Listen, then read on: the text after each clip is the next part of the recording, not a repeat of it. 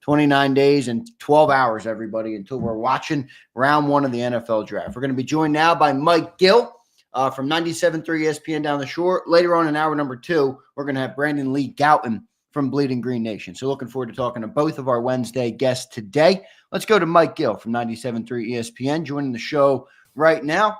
Mike, welcome to the show, man. How you doing on this Wednesday morning edition of Birds 365? Doing all right, guys. Less than a month to the draft. I can't believe it. Yep. Yeah, how about that? How was Clearwater, number one? Was the weather beautiful? That's first and foremost. No? A couple days was kind of cold, actually, I got to say. It was in the 50s on Friday in Dunedin. We went to watch the Phillies play the Blue Jays up at their ballpark. It was cold. It was for the gentlemen, I would say shorts and a hoodie weather. For the ladies, probably 2 hoodies and long pants. That's not good. That's not good. That's not what you know, you ever hear a girl not come right out and say, "I'm cold"? Oh, I mean, it's I've heard that too much, Mike. So the girls were a little chilly. We were hanging in there. I will say, if you were out of the sun on Friday, Saturday, it was a little cold, but overall, very good. Love getting down there for a couple days. All right, good to hear you had a good time. World Series or bust, I assume, is your prediction for the Phillies. I'm sure. Let's get some positivity. To be fair, we're talking about. I heard you guys talk about hitting in the draft. At some point you have to expect you're not going to hit every pick, and at some season or some time that you're a sports fan, your team's not going to be, the expectations are this just isn't going to be the year. And I was talking about this about the Eagles a couple of years ago. You win the Super Bowl a couple of weeks ago, I should say. You win the Super Bowl, is next year the year where you're well, we're going to win it again. And then the third year is, well, we're going to win it. At some point, reality sticks in that you're going into a season knowing that you're not going to win the Super Bowl or that you're just not talented enough to win the Super Bowl. But one of the things that this organization has done, this is where they excel, is that they've set themselves up to take so many swings at it, whether they're a legitimate Super Bowl contender or not. I mean, there's some years where, hey, they're just a wild card team, or the year they went 10-1 and then fell off the cliff at the end. You were the best team in the league for 11 weeks that season. For whatever went wrong, this organization has done over a 25-year, almost 30-year period now, put themselves in position to constantly be in play to make every season matter. It's truly amazing. It is. Yeah, and that's sort of the Andrew Reid philosophy all the way back to 1999. So they still sort of tap into that foundation. That's why I try to give Andy Joe Banner as well, even though it'll make his head big. But I think they created that sort of mindset that continues to this day with a little detour during Chip Kelly, but they recalibrated, got right back to what they do and what they've done pretty successfully. The difference with this group is they've gotten over the top over the past 8 years, and that changes the whole philosophy. But I don't know how long you were in the green room there, Mike, but you heard us talking about the recent drafts, and Zander brought up Jimmy Johnson, who was on Cilio's show, and he's given the Eagles great grades and all that kind of standpoint. And their last 3 drafts, really 4 drafts, if you want to go back to 2021, which the Devontae, that might have been the best one, to be honest, with Devontae and Landon 1-2, and Milton was 3. So that's pretty stinking good. Now, I think there's a lot of context in all of this. And what I pointed, there's guys that hit right away, like Devontae Smith and Jalen Carter, and last year with Quinyon Mitchell and Cooper DeJean. And then there's the long trajectory guys, Nakobe Dean. People were incensed that the Eagles took Cam Jurgens before Nakobe Dean. And Cam Jurgens didn't even play his rookie season. In his second season, he was the right guard. And then finally, Jason Kelce retires and he turns into a Pro Bowl center, which is what they drafted him as. So that's 3 years, Mike. Yeah. Nakobe Dean took 3 years to turn into Nakobe Dean, who was playing at a really high level before he got injured. Other guys, Nolan Smith. Nolan Smith is the guy I'm thinking is. I don't even know. What do we think of Nolan Smith? His first year, he hardly played. Yeah. Last year, he was, I would say, up and down. Early in the season, I don't know that you're thinking that Nolan Smith, is this untouchable trade piece. We're talking before, would you trade Nolan Smith to get Myles Garrett? That was a conversation. I had people on my show like, no way, you can't trade Nolan Smith. I said, guy had 6.5 sacks. Like all of a sudden, he turned into a 15-sack guy. Yeah, I know. We had this discussion a lot. I'm like, yeah, I'm trading Nolan Smith if I could get Myles Garrett. I mean, that's not much about a conversation. That's the point. The first year, he doesn't play at all. The second year, for about 8 weeks, Nolan Smith is insignificant, and then all of a sudden he has a nice end. And I like Nolan Smith. I thought it was a decision where, I don't want to give up a kid who's that young. But what is Nolan Smith's ceiling now in year 3? Is he a 10-sack guy? Is he a 12-sack guy? Or is he somewhere between that 6 to 8-sack guy who's a little undersized? I don't know. I mean, I think the jury is still out on what Nolan Smith even is. But I think most people would say they like him. And they are excited to see what is next for him in year number 3. But yeah, they should be excited. They should be excited by the upside. What is it? I mean, is he a 6 to 8 sack guy? Is he a 10 to 12? I mean, where do they? I think he's going double digits this year, Mike. Based on his end of the year, he had 6.5 in the last. After Brandon Graham got hurt, when he really ramped up his playing time, maybe after week 4, he had 6, started to play more. And then he had 4.5 in the postseason.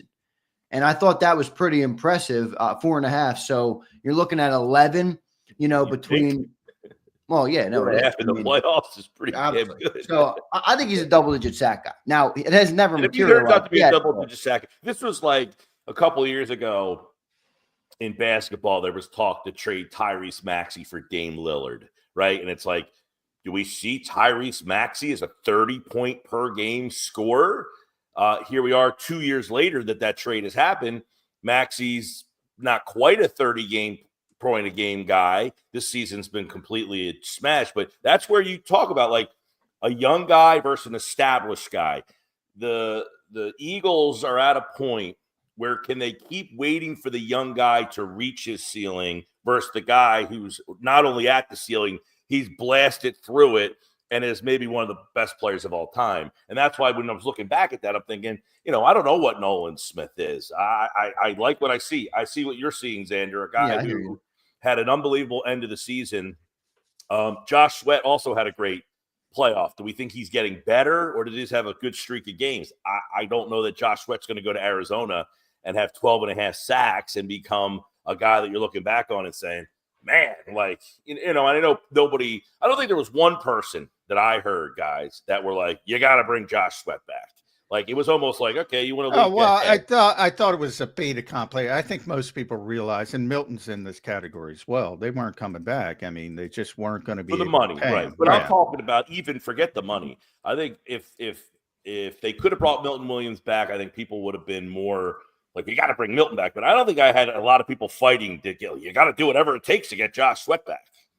Well, Milton's interesting too because he took 4 years, and he hit on himself. And could he have been better with more like early? In his career, he didn't play that much early because they were very deep. And his third year, he was very good in a rotational role, but Fletcher was still here. And I'm sure, in fact, I'm 100% positive that the Eagles were trying to extend him as they normally do because they thought he was a good player. Mm-hmm. Well, think about Milton Williams' extension after his third year. Maybe he got $6, $7, $8 million as a back. And he's like, no, I'm going to play more this year. I'm going to bet on myself. To say the least, he hit a home run. Now he's at $26 million from an average annual bet. That's too much. But he bet on himself. Yeah. Yeah. Oh, listen, I don't think anybody was saying, how come you didn't pay what New England did? I didn't hear any of that. It was more, man, I wish there was a way they could have found it, but not so much for Sweat. I will say the one guy before I left, I said, look, I think the Eagles should take – I think we talked about it last week when I was here on Monday. I was on – I don't know what day it was anymore. But too much travel, guys. My brain is all over the place. But Ojulari, I was all about them trying to take it. And he was such a guy who fit what they do. High draft pick, not a first-round pick, but, great numbers, injured, went to Georgia. I think he's going to have a really good year here. So, they let Sweat go. I think they've done an interesting job replacing him here. And it makes me wonder if in the draft, well, I think they're going to trade. I looked at the trade yesterday they made with Baltimore. They got a second-round pick, which was 52, and they got a fourth-round pick. They moved up 7 spots in the fourth round. Yeah. And then they got a future second-round pick, which turned into Miles Sanders. So if they actually mirror that, then they traded 52 and moved down again and ended up drafting Goddard. No, they drafted 52 and moved up to get Goddard because Dallas was going to take Goddard at 50. Yeah, they went up to get Goddard. You're right. So they ended up with 52, which turned into Goddard, a fourth-round pick, which turned into Avonte Maddox, and then a second-round pick in the next season, which turned into Miles Sanders. I can see them using something similar. Yeah, but here's the problem with that, Mike. The jury's out. Baltimore was going up to get a quarterback. True. And they're willing to give up more for quarterbacks. So that is true. Unless you have somebody's going up to get Jackson Dart or somebody falls in love with Jalen Milroe and they want that 5th-year option, they're not going to give you that future second-round pick for a positional player. They're not. Well, you're right about that. And I say that there's always a dumb team. You can never say 100%. Well, even if you move back into so what I see basically coming up here is they're moving out of 32 to go back into the second round, getting another second or third or, third or fourth, I should say. And then they have 4 fifth-round picks. And then using those fifth-round picks to try to move themselves higher and getting themselves a group of picks between the second and fourth round. So they have a lot of high-value players at low market value, at low prices, and just try to restock between round 2 and round 4 with, a bunch of these guys. And this comes back to what you're saying. They've been hitting so much, they're going to try to get 4 or 5 guys in between pick, 50 and pick 100 and see if they can get 4 to 5 guys in that range. Yeah, but those are not the guys. And again, that's where I bring in look at 2023 because this is the year they want Tyler Steen to step up. They wanted him to step up last year. They want Sidney Brown to step up. Do you think they want Steen to win that job, or do they like the position that he's currently in, or do they hope that Green surprises them like Becton did and wins that job? Well, I think they'll start with Steen, and if like he doesn't last year. If he doesn't seize the job, they'll hope that Jeff Stoutland, that to me, Kenyon Green's their insurance policy. So with all these young players, they brought in insurance policy. Like they want Kaylee Ringo to win the job, but they have Adoree Jackson. Mm-hmm. Now they still have to do that at safety with Sydney because it's not going to be Tristan McCullum or Lewis Seen. People get very excited about Lewis Seen. They're going to bring in somebody at safety as an insurance policy. And then defensive tackle as well. If you want to go to Moro Ajomo as another young player, they're not going to count on. They have to bring something in there. So if you start, but my point is when you're saying, well, they're going to try to target people in that mid-range, I agree with you, and sort of repopulate. But that ain't gonna hit right away. That's very unlikely. But it adds the depth to be able, you're thinking about you said Nakobe Dean. It took him a couple of years and then he became the starter. Guys like that where you drafted them in the middle rounds. I know Dean, many people thought should have gone in the first round. You think you hinted at that. They took Juergens and people wanted Dean in the second round. Yep. But, you find those guys Tyler Steen. Here he is now, his third-round pick. They're hoping that he becomes the starter in that third year now. So you get these guys now. They're kind of the Milton Williams, the Maro Ojomos, and then hopefully 3 years from now, they're ready to kind of jump into those spots when they have to make decisions to pay the next round of guys. Yeah, it does seem like they're going to need production quicker from those middle round guys than they've gotten, especially with the roster turnover. Mike, speaking of the roster turnover, the Giants signed a quarterback yesterday. They got Russell Wilson, and they signed also Jameis Winston. Commanders have made some moves. Dallas is getting Dak Prescott back. You think there's going to be any big changes in the NFC East this year? Have the Eagles lost enough players, Mike, for you to wonder whether they're going to win the NFC East this year? No repeat winner since 2004. No repeat winner, right, since 2004. It's Dan Graziano's favorite stat. Yeah. I saw a way too early power poll yesterday for the NFC. The March power poll. I love it. Philadelphia 1, Washington 2. So Washington's getting the buzz. They went out and did some things. They added some names. Deebo Samuel, obviously, at the top of that list. I think the gap is closed. I don't think it's wide. Not as wide as it was a year ago. It certainly is close. You're not as good today as you were on February the 9th. It's just, that's a fact. Just not as good. Washington, on paper, is better than they were when they lost to you in the NFC Championship game, right? I mean, I think we all might say, well, I don't like some of the moves they made. They're still better team. They haven't lost anybody of significance.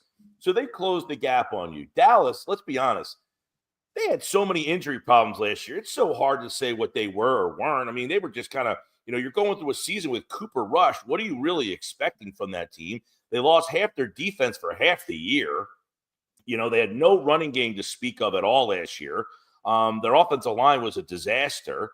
So is Dallas better today just because Dak Prescott's healthy, Micah Parsons healthy? Probably. Are they close enough where they've closed the gap to catch you? Not necessarily. And the Giants were such a mess last year. But look, getting Russell Wilson at quarterback and giving Neighbors, who's a really good player, now a legitimate guy to throw him the ball.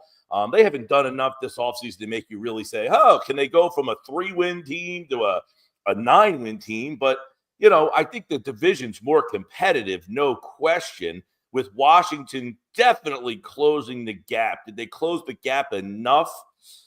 Probably not yet. But I don't think it's, look, as you said, 2004. I mean, it's been a while since the team has been able to repeat. And a lot of that's because these teams are coming after you. I think Washington has taken their swing. And if their swings work, if Deebo can play still, it's not out of the realm of possibility that he's actually a pretty good player still. That's just one of the moves that they have made that has tried to close the gap. So I definitely think navigating your way, and by the way, their schedule next year is brutal. The whole NFC East is very tough. So Washington, we'll find out if they were really, really for real as they play a tougher schedule. But navigating yourself through the NFC East is not going to be nearly as easy as it was last year when you're playing Cooper Rush twice. And I don't even remember who the quarterback was for the Giants when they played them both times. But yeah, much. Russell Wilson can win a game for you. It might not win 10 games for you, but he can beat you with what they have there. More so than Tommy DeVito. What about Jaden Daniels? You think any regression, any sophomore slump coming for Jaden Daniels? Oh, Jaden Daniels. I was a huge fan of CJ Stroud after that first year. Maybe because he burned me in fantasy this year, but he was not as good. But one of the reasons he wasn't as good is they lost Stephon Diggs. Then they lost the other receivers. He had 2 receivers out for most of the year. But it showed that he wasn't the kind of guy that could just play with anybody you throw in there. He needed the help of those guys to help him. And that's not a bad thing. Everybody needs help. But I think Jaden Daniels is definitely a guy that is going to get better. I mean, they didn't have a lot there to begin with. I mean, obviously McLaurin's very good, but not much else to help him out there. Yeah. And he's still Zach Ertz, baby. They got rid of everybody else that was there. De'Ami Brown and Olamide Zaccheaus, they're gone. They don't even, Well, and this is where the Deebo thing, right? The Deebo thing, what is I find, a lot of people think Deebo's kind of shot. He's hurt a lot. I think this is and I know Shanahan. I'm in that category, by the way. I know you said that on my show as well. This is a fun offense for him, though. You got a kind of much like he was in. You don't like? I don't know. I don't agree with it from the standpoint. Like Kyle's, I like Kyle Kingsbury a lot. Cliff Kingsbury. Kyle Shanahan's offense for him there. I like him a lot too. In creative ways. I think they're going to get him the ball in creative ways here. Well, maybe not as much running the ball or jet sweeps or stuff like that, but more bubble stuff, short stuff. You know, I feel that one thing over the years, the Eagles did it with Nelson Aguilar in 2017. They threw him the ball like a slot guy, short, curls, let him catch it, reverse field, much like your Cooper Kupps and your Edelmans doing the slot where they just curl, catch, short, reverse pivot, get up the field. Yeah, but Nelson, here's the difference. Nelson can run routes, believe it or not. Nelson was always open. Nelson's problem wasn't getting open. It was catching the football consistently, especially tracking it downfield. Yes. Cooper Kupp, one of the great route runners in the modern game. Julian Edelman, great route runner. That ain't Debo. Debo's the gadget guy. Debo's the manufactured touch guy. Debo's what you said. He's the jet sweep guy. He can run out of the backfield. He can play running back. Right. He can do all of that. Yeah. Kyle Shanahan, if you remember when Debo was complaining the first time and wanted out, and there was a lot of talk about him wanting to go home to Carolina, I said, be careful what you wish for, because other offensive coordinators aren't going to use you the same way Kyle Shanahan uses you. That's what's going to happen. Cliff is, I like Cliff, but he's a spread guy. So you're going to have to run routes. Yeah, is there going to be the occasional bubble screen? Of course, unfortunately. But, yeah, you're going to have to run routes, and that's not his game. You can't build your offense around the gadget stuff. No. And nobody does it better than Kyle. I will say this as well. McLaurin has had no help. McLaurin's great. He's great, right? And McLaurin has had really big games against Philadelphia. That's without anybody on the other side. I mean, maybe Debo isn't what he was, but you still have to account for where he is on the field more so. Oh, yeah, he's better. Well, he's an improvement. I'm with John on this, man. I think a route runner would serve Terry way better on the other side of him. Well, I'm always a route runner guy because I don't want, like, I think a lot of people get caught up in offensive coordinators have to scheme guys open. Oh, he's got to scheme them open. He's got to scheme them up. No, I want a guy who can get open on his own. That's what I want. That to me is when you could you're in the guts of the game. You've already you've run the damn same play 3 times. Yet they've seen everything you got, and your guy's just better than their guy. That's what I want. Well, and he can just run a route and get open. They got McCaffrey too, who's kind of that slot guy who can kind of be the route runner in there as well. I'm just saying Debo as just much like a Torrey Smith almost when he was here. Didn't do a lot numerically, but he certainly opened some things up just because he had the ability to just run right by you. That's where I think having McLaurin with somebody that you have to pay attention to will give him much more opening. They're better with Debo. I'm not saying they're not better because, Zander brought up some of those. They got names. Michael Gallup out there too now. Michael Gallup. Olamide Zacchaeus. I mean, they've got better. And that's part of the problem. Laramie Tunsil's Noah Brown is actually a decent player. Laramie Tunsil's their best pickup. I mean, that dude's a legit left tackle. And their offensive line has been iffy. You get Tunsil out there, that's a nice pickup for them. That's a very nice pickup. I don't like the Jonathan Allen trade, sort of. It wasn't a trade, but Jonathan Allen out, Javon Kinlaw in. Kinlaw. I don't like that, but you can see their thought process at least, which is, all right, we can't stop the run. We got to play the Eagles. We got to get more of a run defender.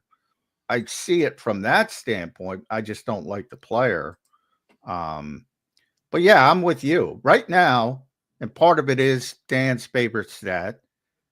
But again, it's March 26th. The Eagles have lost a lot of good players. I don't disagree with any of their decisions, but they lost a lot of good players. and they haven't replaced them. Yeah. Right now, and they don't have to play on March 27, so it doesn't matter. But right now, I would say Washington has slowly inched ahead, slightly inched ahead. All right. Slowly inched ahead is what you're saying. Yeah. Right now, I would pick them again. If we were if this was it, and it's not it. Yeah. Well, listen, and the Eagles winning the division, they both have to play the NFC North, which all 4 teams in the North are pretty good now. I mean, I think the Bears have made significant strides towards respectability. But Minnesota's come down. Minnesota's going to play a guy who never taken an NFL. But Minnesota's defense is still pretty good. They'll fight you. If he doesn't work out, it's a shame because that roster in Minnesota is good. Yeah, they're if they had Aaron Rodgers, but I get from their standpoint, like that's a short-term fix, and you want to finally get the long-term fix. But all 4 teams in that division are solid. You don't see a 3-win team in that division. Who's the other conference? Who's the crossover on the other? Is it the West? The Chiefs? I know they play. We're playing the Chiefs. I think we have the Bills too next year, don't we? Well, that's my point. You're a first-place team. So you're playing all the first-place teams. You have 3 extra games against like the Chiefs, the Bills, and another first-place team that Washington is not going to have to play. So that could be a big difference between two really good teams. That is a very big dip. That's part of the problem. Between 2 really good teams where one is playing Kansas City, Buffalo, and I don't know who the other first-place team is that they got the crossover with, where Washington, instead of playing Kansas City, they're playing, the Chargers. And instead of playing Buffalo, they're playing Miami. So that could be the difference in if you win 11, maybe they get to 12. Yeah. Yeah, they're playing the NFC North, as you mentioned, the AFC West. Buffalo's the interconference opponent. And then the Rams and the Buccaneers are the conference opponents. The Rams because they won the West and the Buccaneers because they won the South. Yes. Okay. So instead of the Eagles are playing the Buccaneers, the Washington will play Atlanta. Exactly. Big difference there. The Rams, Philadelphia will play. Washington will play Seattle, I guess. So you're basically talking 3 teams that aren't locked in, and they're all first place teams: Buffalo, Los Angeles, Tampa Bay. Or did the Rams win? They won. Did they? Yeah. Rams won the West, yes. Yeah. So that's what you're talking about: Buffalo, the Rams, Tampa Bay. Yeah.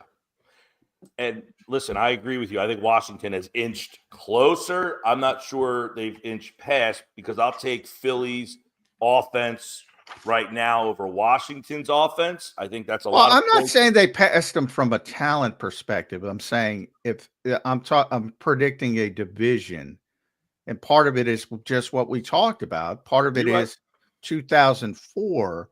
Part of it is nobody's repeated for 20 plus years. Why hasn't anybody repeated for 20 plus years? Well, that's part of the reason. You have a more difficult hurdle than they do, and they're good enough to where they'll be in the same stratosphere, and that could be the difference in winning the division. And that's the reason why you have no repeat winners for 20 plus years. Been close. That's kind of where I'm at.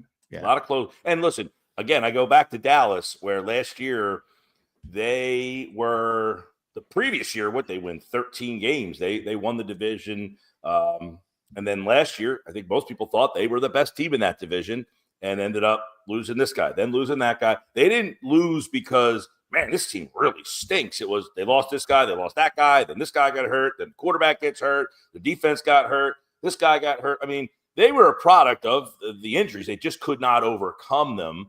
And I think that it's far-fetched to expect that's going to happen again. You get your quarterback back. I think they've improved their run game significantly.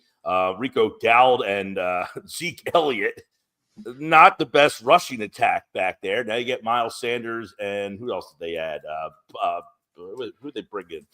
Williams, was it? They signed Devontae Williams. Yeah, Javonte Williams. Yeah, I liked him, but he's always hurt. So, but I Always see hurt. the You upside. pair him up with Miles Sanders now, so you get that dynamic. They haven't done a lot this offseason, but what they're banking on is we're getting a lot of guys back. We're getting healthy. We get the quarterback back. They won, I think, 12 games the year before. What did I say, 13, 12, somewhere in that range. They won 13 3 years in a row. There you go. I thought it was 12 3 years in a row. Was it? Whatever 12? it was. Might have been 12. That's a lot of wins. That's a lot of wins. No, Mike, I predicted them yesterday to get second in the NFC East over Washington because I think Jaden might regress a little bit. Not saying as a player, but a tougher year because the NFL is going to adapt to his game a little bit. Yeah, and that's a good point. You watch him on film and now see some of his tendencies. I think it's one of those things where Jaden Daniels is going to get better, but his stats are going to get worse. Right. I think that could be fair, John. Okay, it's interesting.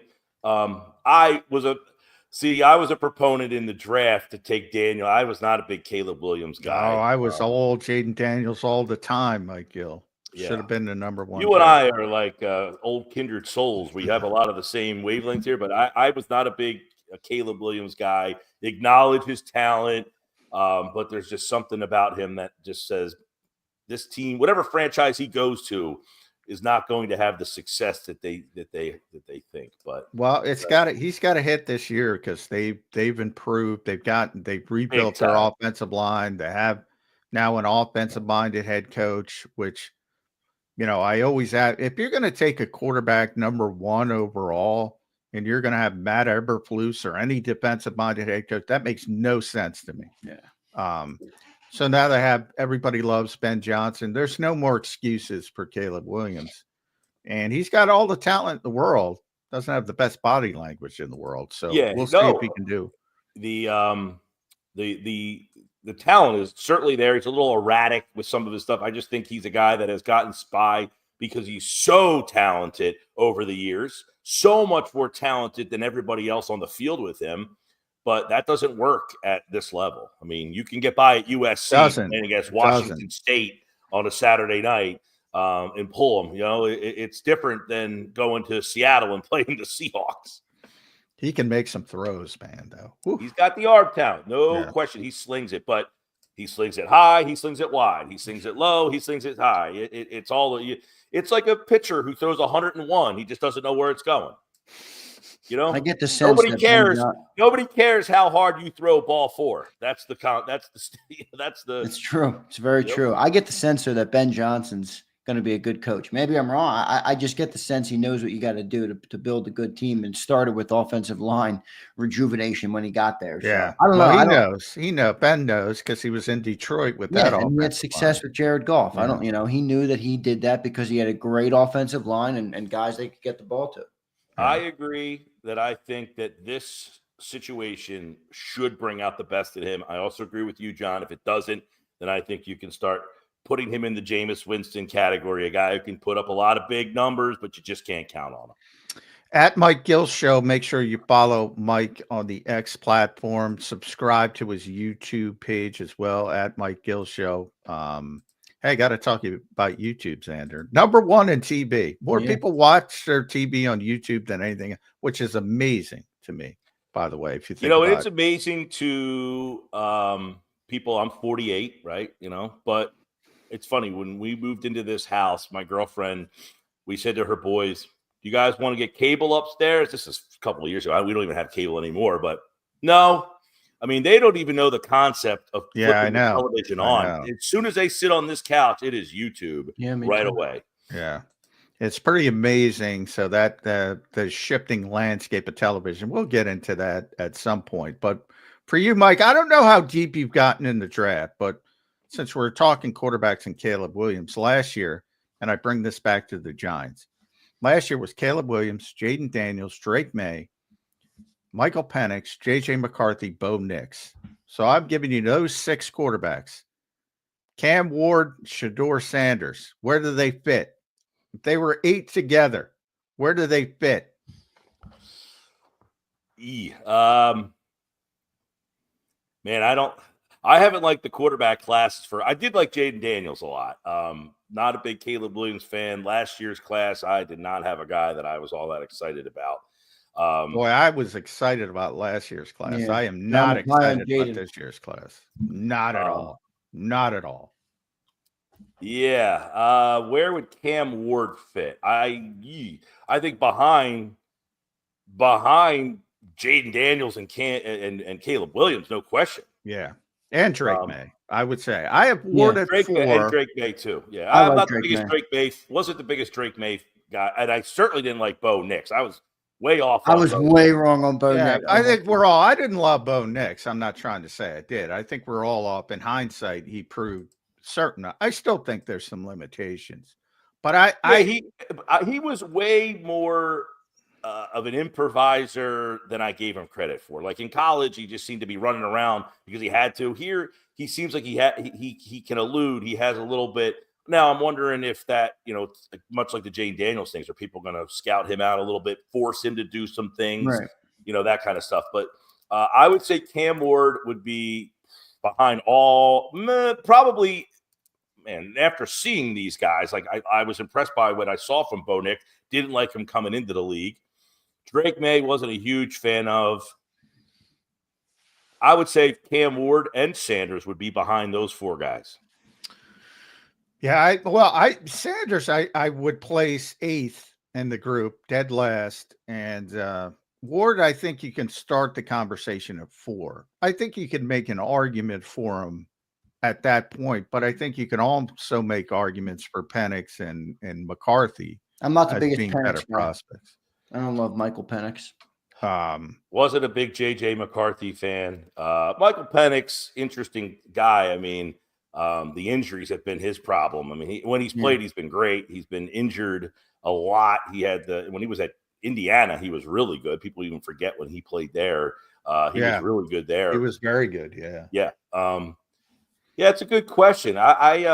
We were just talking about the quarterbacks yesterday. Jackson, Dart, Dylan, Gabriel is guys like in the mid-round. Gabriel would be Dart. Where's he going to go? Is he going to sneak in that upper first round, lower first round? You mentioned Milroe.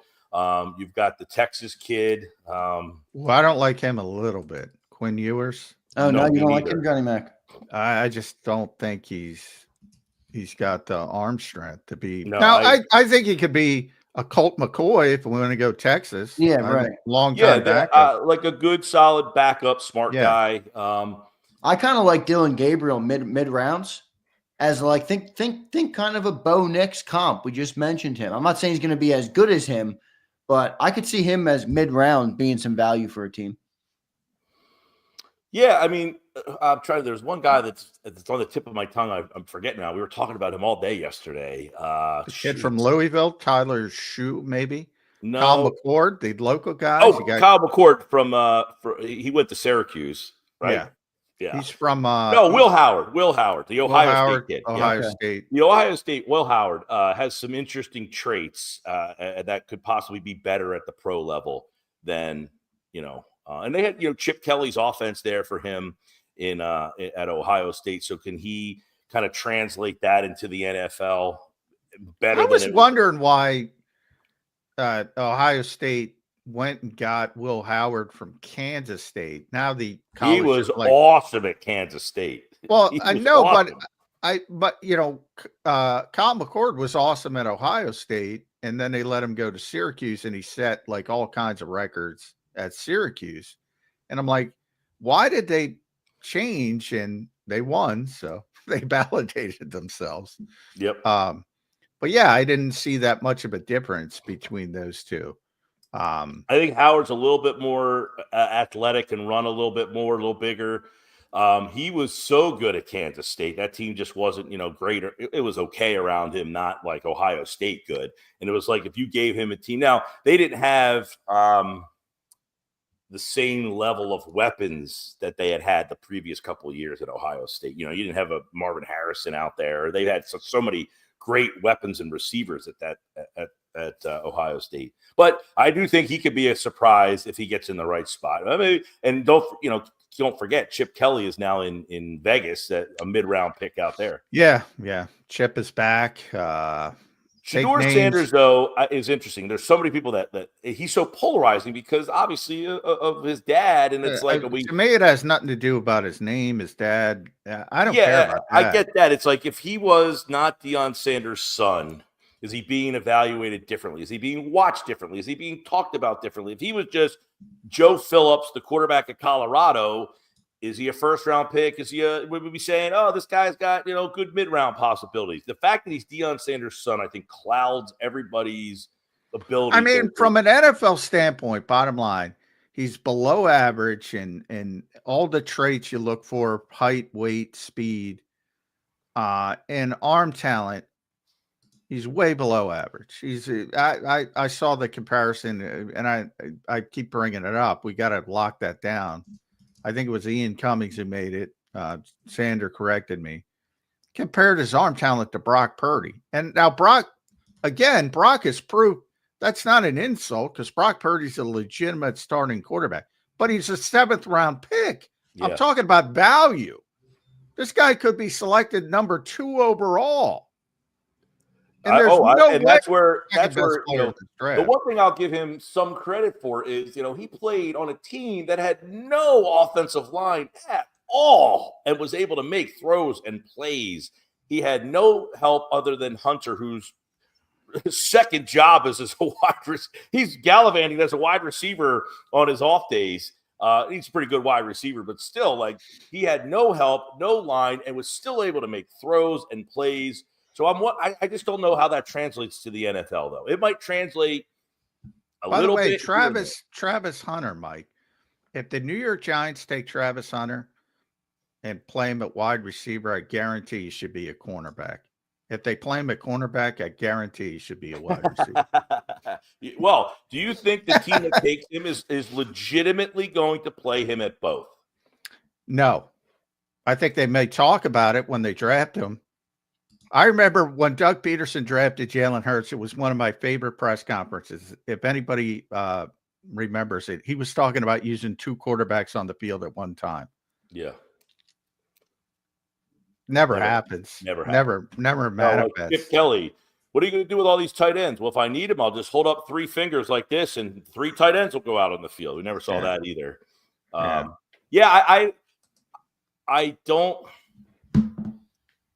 don't know if a team would do it, but if you're not going to do it, would you then take a corner or a wide receiver who's part of the reason why I wouldn't draft him, to be honest. Because if Cleveland takes him at number 2, they're passing on a quarterback to take a guy who's either a corner. I would say he's a corner first, right? I think the Giants would play him at receiver, but what do I know? It's so difficult. He can do both, but you got to figure out. And I don't think I think you're doing him a disservice if you try to play him at both.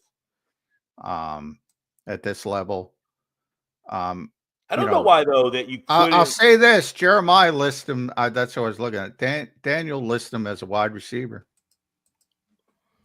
He's got him as the 2nd best prospect in the draft as a wide receiver. On the ESPN.com draft rankings, they don't list him as a wideout at all. They list him as the top corner on their board. I know that's part of the scores.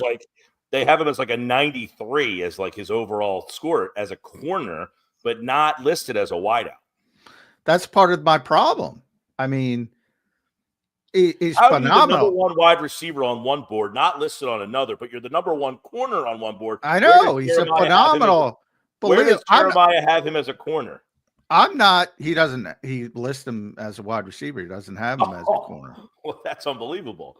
So what I'm trying to say is, this is part of my problem. Is that this is a kid who this ain't Shidor Sanders. He belongs in the top 5. But the problem is, you got to figure out what he is. In the old days when they would recruit you to college, and they probably still do it to a certain degree, you'll remember you always saw athlete. They would say, we recruited, and they were trying to decide where to put him. You never have to do that in the NFL. With this kid, I think you have to decide where you're going to put him.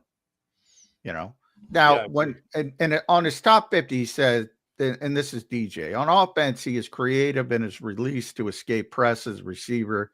He is constantly changing gears to keep cornerbacks off balance, never wastes steps on the top of his route. He drops his weight, explodes out of the break, blah, blah, all the scout talk.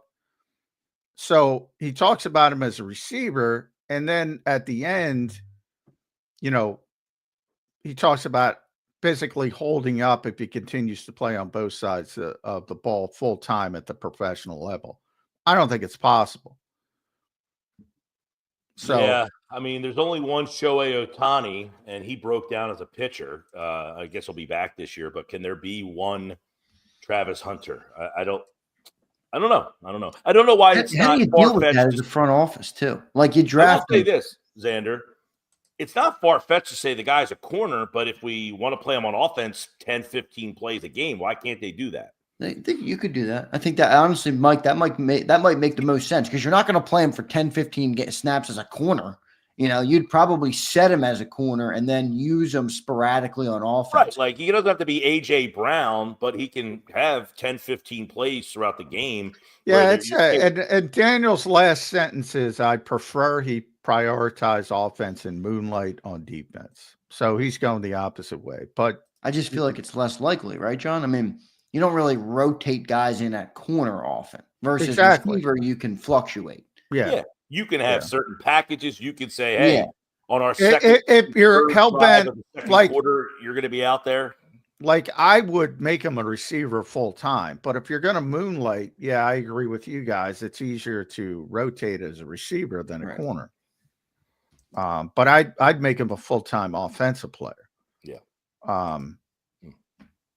But he can do both, and that's part of the reason why I don't want to get in the Travis Hunter business, because I don't want to make that decision. Yeah. Well, and then you got to deal with the player. You draft him, and you're like, hey, we want to do this with you. And he's like, well, no, I don't want to do that. You know, how do you deal with that? The agent, all that. Oh, yeah, I think that's ultimately, that's bad teams' problems. And the bad teams I know. are going to be exactly. Bad teams are going to be in that business. So, I mean, that might be a little bit, to be honest, I acknowledge that might be a little bit scared, and you shouldn't be scared because this is a great player. But I just think there's a lot of complications with it. But it has nothing to do with like Shidor. I don't think he's a top 10 pick from a talent standpoint.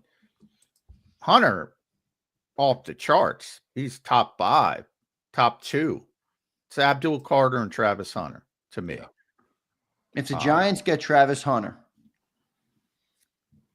are they looking legit? Let's say they if put they him at play wide him out. at receiver and have Neighbors and Hunter, that's pretty now good. You have something. That's what I'm saying. We've seen teams go down that route. The Detroit Lions, with Rodgers and Calvin Johnson, they drafted 3 receivers back to back to back. We've seen teams, Justin Jefferson on one side and Adam Thielen on, not that Adam Thielen's like, a top round, but for a while there, he was pretty good. We've seen teams that have 2 really good receivers, but if you don't have an offensive line and no one to get the ball, now Russell Wilson is competent. He's not the same player that he was. No. He is competent. His arm is not that good. Now, I'm with you. If the Giants pick him, they'll try to make him a full-time player on both sides of the ball. Be injured in week 3, and that'll be that. And if you're a receiver in New York, you might rather have Winston. He's going to get a bunch of interceptions, but he's going to throw that ball like crazy. He'll probably get your yards. He's going to throw for 400 yards. If Neighbors can get someone to play the other side, and he can get some one-on-one, and he can outrun people that just catch the floater, you know what I mean? Like maybe. Yeah. Well, the one thing is, if you pick in the top 10 for like 6 years, you're eventually going to get some good players. Just the way it works. Even if you screw it up some years, it's just the way it works. If you pick that high over a long period of time, you're going to wake up one day. This happened to Detroit. They were bad for so long. And then they woke up one day and they made a bunch of good first round picks. And all of a sudden, here they come. Yep, it's true. You got to go through some shit, though, to get to that point. Yeah, real shit. Mike, thanks for joining the show today. Make sure you guys go and follow Mike at Mike Gill Show on all of his platforms, on YouTube especially. He's right here on YouTube as well. We just mentioned everybody's watching YouTube now. So go give Mike a subscription over there at Mike Gill Show. Mike, thank you for joining in, man. We'll talk to you again next week. All right, brother? Yeah. Good to you're back. Take a break. Stop traveling for 2 weeks. I'll see you. All right. See you, Mike. Mike. Good stuff there from Mike Gill joining the show on Birds 365. We'll have Brandon Lee Gouton coming up in about 8 minutes. Good segment there, though, Johnny Mac on the NFC. Yeah, we kept him late. I feel bad, but that's whatever, it. Yeah, whatever. yeah, we did. I looked up and I'm like, oh shit, it's already 9:12. Oh, shit. But no, good stuff on the NFC East. I will say that Travis Hunter to New York, which I think is likely, by the way. I think he's gonna probably be there at 3. I mean, think, maybe. I think Cleveland's gonna take Sanders. I saw a report last night. And again, it's one of those times of the year you don't know what report is actually a real report and what's hearsay. But I saw a report last night that Cleveland's interested in trading out. I don't know. Maybe they're just trying to juice the value. There's a lot of gamesmanship. Maybe I'm not giving Andrew Berry because I like Andrew a lot, and he's a lot smarter. So maybe he wants to trade out. But again, there's so much. The owners involved out there. It's not. I think everybody thinks everybody's in the same ecosystem, and they're not. And that's one of the biggest advantages the Eagles have. There occasionally Jeffrey Lurie will stick his nose in. He likes to talk about, Lane Johnson and Jordan Mailata and Russell Wilson. And occasionally he'll wait. You saw him with Cooper. He's very excited, but everybody liked Cooper with the Eagles. Occasionally, but there are other owners who want to get involved, especially when it involves a quarterback.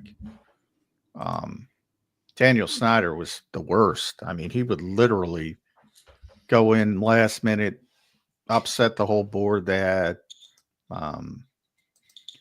So not everybody's the same, and Andrew's dealing with some things out in Cleveland that the Eagles don't have to deal with. Yeah, I agree.